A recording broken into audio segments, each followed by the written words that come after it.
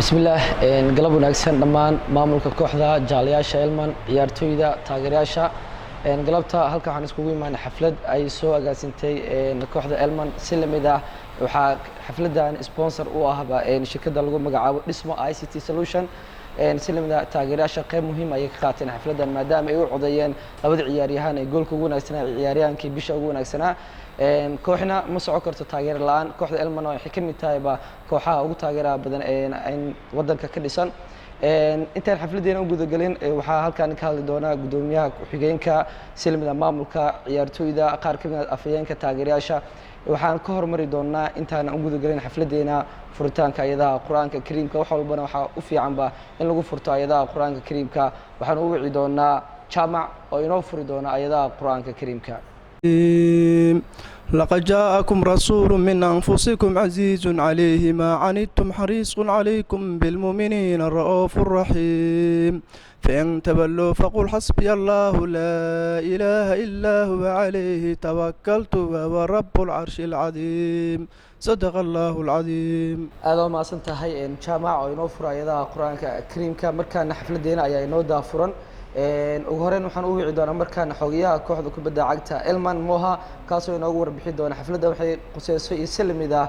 xafladani waxa ay maanta halkaan iskugu imaanay xogaye ku soo dhawow halkaan assalaamu calaykum waxaan salaamayaa dhammaan maamulka sare naadiga Elman taageerayaasha ciyaartoyda iyo meediyaha haddii aan idin gudogalo maanta xafladan aan inta ku leenahay waxa waaye xaflad abaalmarin ciyaaryahanka bisha naadiga Elman iyo ciyaaryahanka goosha ugu wanaagsanaa ee dhaliyay naadiga Elman xaqiiqdii barnaamijkan waa barnaamij oo cusub aan bilawnay oo naadiga ahaan uu bilaabay uu ku dhiirigelinayo ciyaartoyda naadiga taasoo maaragtay codkaasi oo maaragtay ka imaanaya codeentooda ciyaartoyda ay codeynayaan taageerayaasha naadiga oo codeentaasi ay ka dhacday page-ka Facebook iyo Twitter-ka labada page ee naadiga oo Twitter-ka iyo Facebook-ka codeentaasi waxaan awardkan ugu magac darnay fans codeenta taageerayaasha ay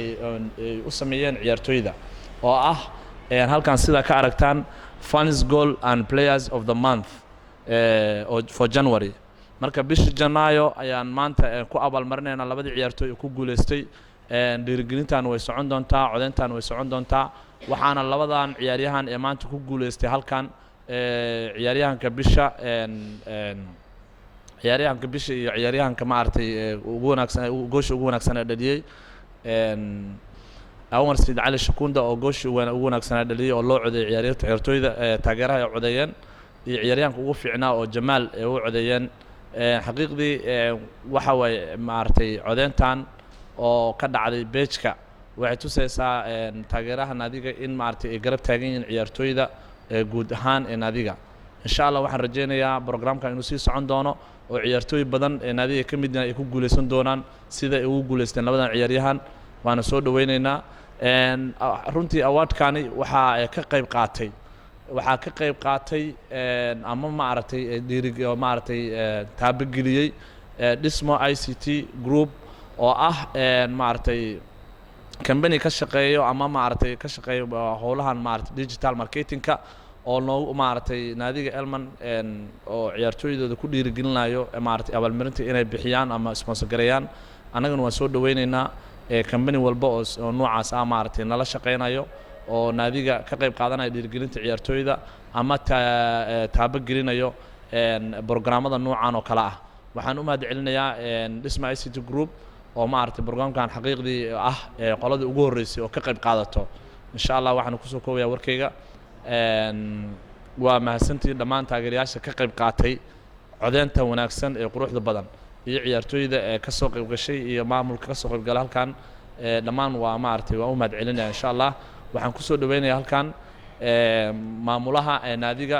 Cabdirashiid Cabdulle Maxamed waa asagana insha Allah codkiisa inta nagu soo maartay بدون هدو إلى وحي نقص بسم الله الرحمن الرحيم وعن هالكان كسلامة مامولك النادي إلمان عيارتويدا تاغيرياشا إيو معلنك النادي إلمان برنامج كان وبرنامج أنك حتى oo nagu cusub oo ka soo shaqeeya taageerayaasha iyo xogayaha naadiga ee Moha. run ahaantiina waa barnaamij dhiirigelin ah oo fiican. marka waxaan kaloo halkan ugu mahadcelinayaa kambaniga Dhismo Group oo asigana taabageliyay in barnaamijkan uu asigana qabsoomo. alxamdulilah shukr bil caalamiin. marka waxaan ku dhiirigelinayaa dhammaan taageerayaasha ku guuleystay iyo inay barnaamijkan qabsoomo iyo maxaa la dadka ku guuleystay goolka ugu fiican. Anwar waa u hambalyeynaya, ciyaartooyga ugu fiican asna waa u hambalyeynaya Jamaal. dhammaanna waxaan rajaynayaa insha Allah bilaal soo socdo inay noqon doonto bilo ay ciyaartooy badan kale ay soo baxaan oo munaasabad ka sii ballaaran ka sii fiican inay dhici doonto insha Allah tacaala. waxaan halkaas ku soo gabagabeynaa dhammaantiin waad mahadsantihiin. barnaamijkeennina sidii noogu dhacay kulley wadda noogu socdaa. aadaan u mahadsantihiin. Thank you very much.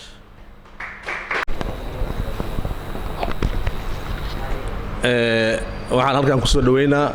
macalinkeena Ciise inuu asina kelmadihii meesha ka mudnaa. Okay, welcome. Thank you.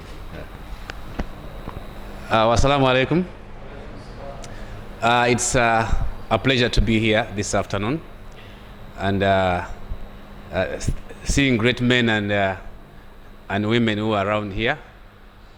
Thank you so much for this opportunity. I'm not going to say much, but I just want to appreciate what the fans are trying to do in the team, which is very good, because it's one of an appreciation to a player. When a player does well, of course, he's supposed to be appreciated for the work done, which is good, and it also gives us and the players to work more and more so that some of them also reach that standard whereby that you can at least achieve something in that hard work, which is very good. I remain as a head coach of Elman. Thank you so much. maasiiha macalinka hogaamiye kooxda kubadda cagta Elman si lamida waxaa jooga halkan qaar kamid ah ciyaartooy ay hore u soo maray horyaalka kooxo badan u soo ciyaaray balse markaan jabhad u ah kooxda Elman waxayna rabaan Rio 2012kii horyaalka ugu dambeeyay inay sanadkan u qaadaan. waxaa ii muuqda Hamza sidoo kale Jamaal ayaa ii muuqda, Anwar Said Ali Shakunda, Meenes ayaa ii muuqda, ciyaartooy dhowr ayaa ii muuqdaan. sanadkan waxay rabaan maamulka kooxda iyo taageerayaasha inay ka farxiyaan. balse markaan waxaan soo dhaweey doonaa daafaca dhaxda ama daafaca adag Zakariya Isaaqi ayaan markaan soo dhaweey doonaa. Zakariya, welcome. Assalamu alaikum jamaa wa rahmatullahi ta'ala wa barakatuh. First and foremost, I would like to give thanks and glory to Almighty Allah for making this our program, or will I say a function, a memorable one. And I would also like to thank our management as well as our technical team for also taking their resources and time to organize this program and make it a successful one. I would also like to use this opportunity to thank our fans, for without fans a team is of no use, if I may say, because you can't play in an empty stadium without the fans. And I think from the beginning of our league, most of the games we win is always our fans that give us that moral support, and then we are able to come up. So I would also like to use this opportunity to thank my fellow players, especially those who have won the various awards, Anwar, Shakunda and Jamal, for the hard work they have put in during the game. And I wish that the other players who are also there should take that one as a motivation to also work hard in order to also achieve that great heights. I think in football, those are some of the things every player always aspire to have in life. So once again, I will congratulate them and then urging them that they shouldn't just rest on their oars. This is just the beginning for us, for where our main aim was to go unbeaten the whole of the season. But unfortunately, Allah has turned the table the other way. So it is now time for us to come back to the drawing board and put our pieces together. And inshallah, we'll see where Allah will take us at the end of the league. I would like to thank the organizers, and we work with an association or an NGO That's all the time. Sometimes, most of our programs, I don't see them acknowledging them, but they've been doing a lot of great things for us. That is Youth Link. I think I would like to use this opportunity to also thank them for the support they also give us in the various ways, because without them, I, for instance, wouldn't have been standing here to be giving this speech. So once again, I'll thank them for what they have been doing for us, and our cooks, as well as the entire Elman family, for the support they have given us, especially with the foreign players since we came to Somalia. I think with this little, I would like to also end here, and then wishing that at the end of the league, we will take Elman to the great heights. Inshallah, by Allah's grace. Assalamu alaikum wa rahmatullahi. aad u mahadsan yahay Zakariya markaa ka imaana maamulka iyo ciyaartooyda iyo xogayahaba markaa waxaan u wici doonaa afyeenka taageerayaasha ayaa markaan u wici doonaa Cabdiqaadir. السلام عليكم أولاً السلام يا maamulka sare ee Elman ciyaartooyda taageerayaasha xaruntu waa Elman ciyaartooyda maamulku waa Elman xaafadana goobjeega ka tahay waxaan aad ugu mahad celinayaa barnaamijkan ku cusub ee taageerayaasha soo bandhigeen oo mar walba aan soo jeedi doono waxaa taabagelisay shirkadda dhismaha ee ACT Group ciyaaryahanka ugu fiican bisha waxaa codeeyey taageerayaasha Elman iyo goolkii ugu fiicnaay bisha Anwar iyo Jamaal way sii socon doontaa taageerayaashan mar walba waxay ballan qaadayaan inay sii xoojiyaan maamulkan waxaa ka codsanayaa in mar walba garab taaganaadaan taageerayaasha Elman. Ka taageerayaasha Cabdiqaadir aan kaaga mahad celinaynaa si aad u dhiirigelisay ciyaartooyda balse markaan waxaan u wici doonaa shirkaddan oo sponsor ka ah in xafladan aad ku wanaagsan waxaan ugu wici doonaa qof u hadli doona shirkadda dhisma ICT Solution Cabdiqani hadduu joogo. Assalamu alaykum warahmatullahi wabarakatuh. waxaan ka mid ahay team ka mid ah dhismo ICT Solution. shirkadda dhismo ICT Solution waxay bixisaa software development sameeyada, sidoo kale waxay sameeydaa mobile applicationada, sidoo kale waxay sameeydaa website-yada iyo qaybaha digital marketing ka sameeyada. xafladan aadan maaragtay aan waxaan u mahad celinaa kooxda Elman anagana waxaan nahay shirkadda dhismo ICT Solution oo barnaamijkan oo sameeya sponsorsay. marka waxaan rajaynayaa shirkado badan Soomaaliya ku helaan inay aniga inuun qoto tusaale ahaan marka aad u mahadsantihiin. waa mas'uul ka tirsan shirkadda dhismo ICT Solution markaan waxaan gudagali doonaa dhankii iyo abaalmarinta waxaan u wici doonaa best play of the month ayaan u wici doonaa Jamaal ayaan u wici doonaa markaan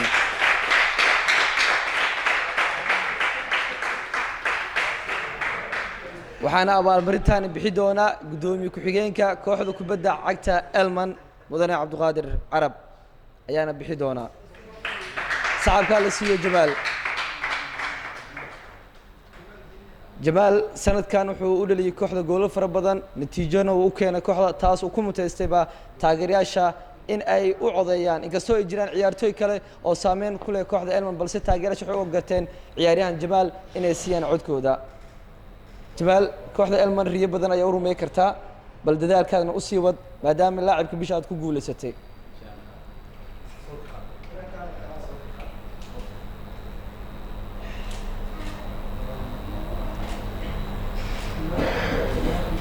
Funniest play of the month ayuu ku guuleystay waana abaalmarinta taageerayaasha ayuu ku guuleystay Jamaal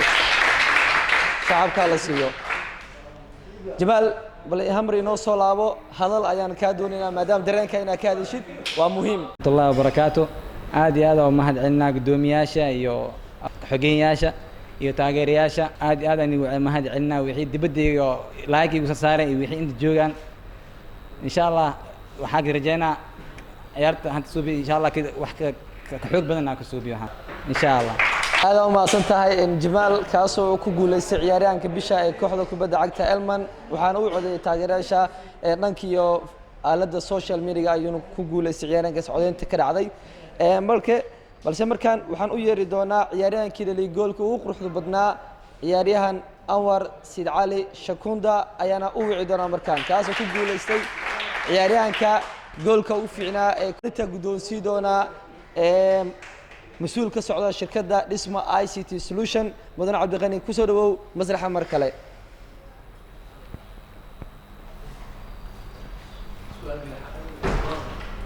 anwar sid cali shakunda wuxuu ka mid yahay xidigaha haysato kooxda elman si lamida qaranka ayuuna wacdar ka sameeyey ciyaaryahankan xulka Zimbabwe ayuuna gool ka dhaliyay ciyaaryahanka anwar sid cali wuxuuna ku guulaystay goolka ugu fiican ee bisha January sanada 2020 anwar sid cali shakunda markaad maqashaan